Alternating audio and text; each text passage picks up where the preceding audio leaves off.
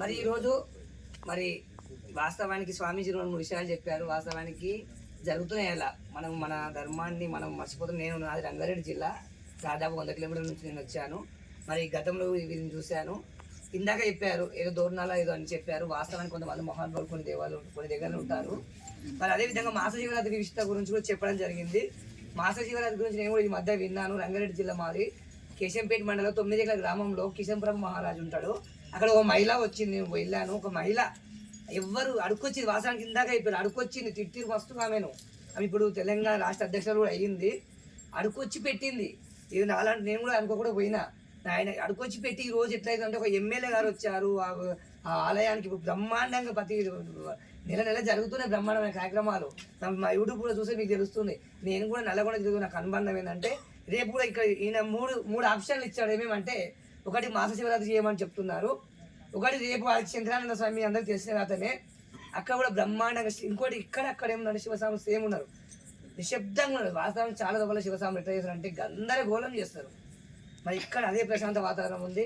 ఒకటి మాస శివరాత్రి నిర్వహించమని ఒక దూరణాలు కూడా మీరు వైరాండి అందరు కలిసి అదేదో స్వామివారి నెంబర్ ఇస్తారు. ఆయన పట్టుకుంటే కొంతమంది పట్టుకుంటే బంగారం అవుతుంది, మరి కొంతమంది ఒకవేళ పోతే ఉన్న చూసిపోతుంది. అది కూడా ఆలోచించుకోవాలి. కొన్ని ఒకవేళ పోతే ఉన్న చూసిపోతుంది. మరి స్వామీజీ 3 ఆప్షన్లు. ఒకటి రేపు రాండి అందరు అక్కడికి రేపు రండి. ఇంకోటి మాస శివరాత్రి ప్రతి మాస శివరాత్రి నిర్వహించండి. ఇంకో అడ్రస్ కూడా చెప్పాడు. మరి మన ఊరు మన ముచ్చట్లు కూడా నేను కూడా రావడం కారణం ఏంటంటే నాకు ఒకప్పుడు ఎవరు ఏమి ఇవ్వకపోయేది, దూషించేది. ఎవరు ఇవ్వకపోయినా ఈరోజు నల్లగొండ దాకా ఎందుకు వచ్చానంటే ఆ స్వామీజీల కృప వల్ల. గత సంవత్సరం నన్ను పిలిస్తే కూడా రాలేదు, వద్దని కూడా వచ్చిన. ఈ సంవత్సరం స్వామీజీలు నన్ను పిలుచుకున్నారు. అంటే మనం ఫలితం ఆశించకుండా చేస్తుంటే దానికి నేనే ఉదాహరణ కావున తప్పకుండా రేపు రాండి అక్కడికి. మీరు ఆ స్వామీజీ చెప్పినట్టు నెంబర్ కూడా తీసుకోండి. మనం ఇంకోటి ధర్మ ప్రచారం చెయ్యాలి. కొంతమంది స్వామీజీలు అన్ని సమానమే అంటారు, అన్ని సమానం కాదు. ఇప్పుడు ఈ స్వామీజీ మాట్లాడుతున్నారు కదా, సంవత్సరం నేను చూశాను మైక్ కట్ చేసి పడేసారు. స్వామీజీలో కూడా కొంతమంది స్వామీజీలు అలా ఉన్నారు. ఏమి వాళ్ళ కడుపు నింపుకుంటూ ఉంటారు, మనకి ఏమి ధ్యానం పోషించే వాళ్ళు ఉండరు. కనుక రేపు రండి, శంకరానంద స్వామి ఆశీస్సులు తీసుకోండి. అక్కడే పూజ మొత్తం పూర్తి అక్కడే రండి, అందరు అక్కడికి వచ్చేసండి. మరి మన ఊరు మనం వచ్చేట్లా ఒక ఛానల్ పెట్టుకున్నాను.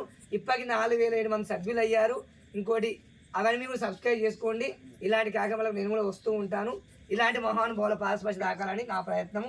జై శ్రీరామ్. ఓం నమ శివాయ, ఓం నమ శివాయ, ఓం నమో నారాయణ. జై శ్రీరామ్. అందరికి సెలవు తీసుకుంటున్నా. జై శ్రీరామ్.